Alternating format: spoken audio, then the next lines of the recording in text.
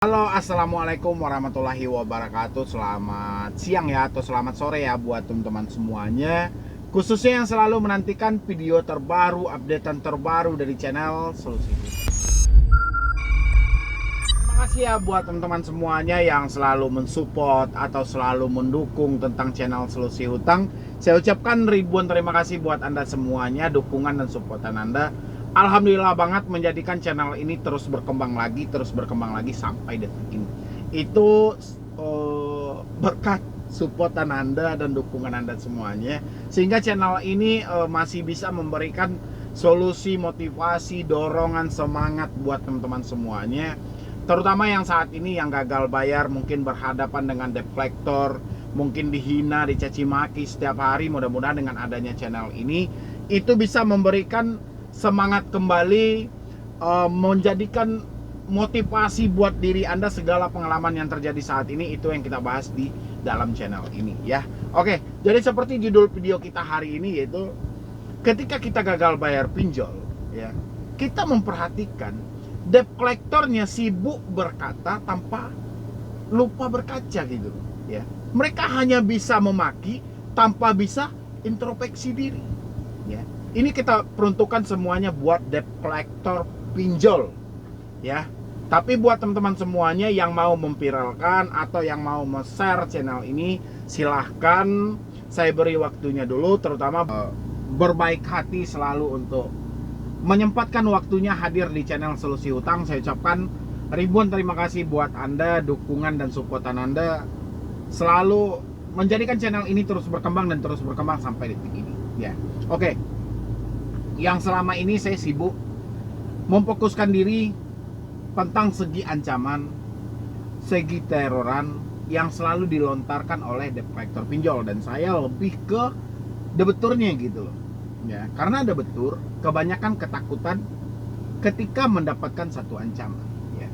Dan hari ini seperti judul yang Anda lihat, gagal bayar pinjol, kita diteror dan diancam oleh debt collector. Debt collector hanya berkata dan lupa untuk berkaca ya. Ini sering terjadi.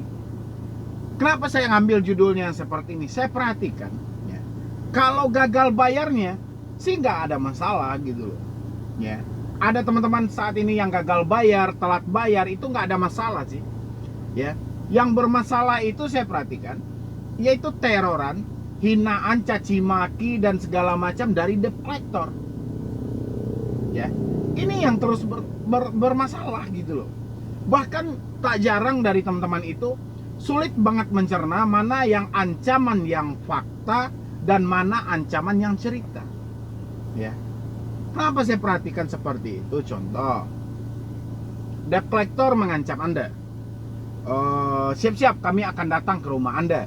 Salah satunya saat ini, misalnya saya ambil aja contoh teman-teman yang gagal bayar di daerah Padang, Sumatera Barat gitu ya. Itu kan sering banget bertanya ke saya, "Bang, saya terjebak bang di pinjol yang OJK ya, pinjol yang berizin gitu loh." Dan saya paham banget karakter orang Minang itu seperti apa. Saya paham banget ketika ada satu ancaman, ketika ada satu teroran yang lahir ke orang sekitar ya. Ini orang sekitar nih ya. Jadi kalau orang Minang ini prinsipnya dia lebih tahu dari yang paling tahu ya. Ini bukan buat orang yang gagal bayarnya, tapi buat orang sekitarnya. Dan saya pun mengambil contohnya dari orang Minang, karena saya tahu karakter orang Minang ini sifatnya, dia itu suatu kepintaran logika, tapi dia tidak memahami yang sebenarnya ya. Dan ini seperti yang terjadi tadi itu, ada yang ngechat ke saya, "Bang, saya orang Padang, saya terjebak di pinjol OJK, sebut saja aku laku, misalnya Kredivo, Uku ya, atau hal-hal lainnya, ada sekitaran 8 aplikasi. Saya beralamat di sini, Bang. Tadi kata teman saya, ini kata teman saya orang Padang juga gitu loh. Jadi kata teman saya, wah itu gawat, itu pinjol yang sudah ber-OJK. Kamu akan diproses itu ke jalur hukum ya. Itu gawat, pinjolnya bisa datang ke rumah." Jadi dia tanya sama saya kan, "Bang, gimana bang gini?" "Oh, kata siapa?" Saya bilang kayak gitu. "Kata teman." "Emang teman Anda siapa?" "Ya teman aja bang." "Terus apa katanya?" "Itu pinjol OJK dan itu gawat. Kalau gawat itu diproses hukum. Kata teman Anda. Oh, teman Anda berarti tong kosong nyari bunyinya. Dan dia juga ketakutan gitu loh. Kata teman dia itu, dia juga ketakutan. Ya. Cuman mendapatkan itu aja. Ya. Tapi kita tidak membahas itu hari ini. Anda jangan terlena dong. Jadi misalnya tadi Bang Medi bilangin judulnya debt collector hanya berkata dan lupa berkaca. Oke. Debt collector selalu mencaci maki. Ya, selalu menghina, selalu melontarkan ancaman demi ancaman seperti contoh yang saya sebutkan tadi. Padahal debt collector ini dia memaksakan diri menjadi orang lain hanya untuk memenuhi suatu kebutuhan konsumtif mereka gitu loh. Ya, mereka juga memenuhi kebutuhan yang untuk kepentingan kehidupan sehari-hari mereka. Tapi dengan pola mereka bekerja, ini yang jadi pertanyaan gitu loh. Ya, kebanyakan dari debt collector ini mereka memaksakan menjadi orang lain. Mereka memaksakan keluar dari diri mereka sendiri. Ya, saya melihat itu. Contoh kayak yang terjadi di Dana Rakyat, debt collector Dana Rakyat. Dia bilang, Anda mau ngadu OJK, silahkan. Anda mau ngadu hukum, silahkan. Ya, itu kan mereka memberanikan diri untuk mengucapkan suatu hal seperti itu. Kenapa? Karena sulitnya ekonomi mereka. Padahal di dalam hati nurani mereka, mereka mengalami rasa takut. Bahkan debt collector pinjol jarang banget berteman dengan masyarakat umum. Ya, bahkan pekerjaan mereka disembunyikan. Ya, dari situ Anda bisa menilai kan bahwa debt collector hanya bisa berkata tapi lupa berkaca gitu. Ya, oke, dia menjadi seorang debt collector. Tapi ketika dia ngumpul atau reunian sama teman-temannya, dia akan malu sendiri dengan profesi dia. Pasti dia akan mengolah cara kayak mana posisi debt collector dia ini tidak ketahuan. Mungkin dia sampaikan, saya marketing, saya bekerja di salah satu perusahaan, saya marketing. Jadi akhirnya apa? Akhirnya gengsi dengan pekerjaan sendiri. Ya, makanya saya bilangin debt collector itu hanya bisa berkata tapi lupa berkaca. Mereka bisa memaki tapi tidak introspeksi diri. Padahal serendah-rendahnya debitur yang gagal bayar, lebih rendah debt collector yang menagih hutang. Hebatnya di mana gitu loh. Menjadi seorang debt collector tidak dibutuhkan skill, tapi cuma dibutuhkan fisik yang kuat. Berarti otak dia tidak dibutuhkan dalam sebuah perusahaan. Ya. Kalau ada yang bangga menjadi seorang debt collector, berarti manusia yang tidak punya otak gitu loh. Ya. Kenapa? Karena orang yang bekerja, meskipun dia cuman kuli bangunan, meskipun dia cuman sebatas mungkin apalah yang paling rendah pekerjaannya, dia masih menggunakan otak mereka. Tapi debt collector ini tidak dibutuhkan otak yang pintar, tidak dibutuhkan pemikiran yang hebat, hanya dibutuhkan yang penting bisa berkata, dia bisa mencaci dan bisa memaki. Ya. Makanya pihak-pihak perusahaan itu sengaja mencari debt collector yang bodoh gitu loh. Debt collector yang tidak ada otaknya sama sekali. Itulah yang dia rekrut. Supaya apa? Supaya kalau dia cari yang lebih pintar, yang pintar ini pasti politiknya akan menjadi naik jabatan, naik jabatan, naik jabatan. Tapi kalau dari debt collector dia ambil yang bodoh, dia cukup diiming-imingkan dengan gaji 2 juta gitu loh. Saya kasih Anda 2 juta aja udah luas banget. Kayak mana coba gitu loh. Jadi buat teman-teman semua yang hari ini diancam dicaci maki oleh debt collector, Anda nggak perlu takut, itu manusia bodoh itu gitu loh.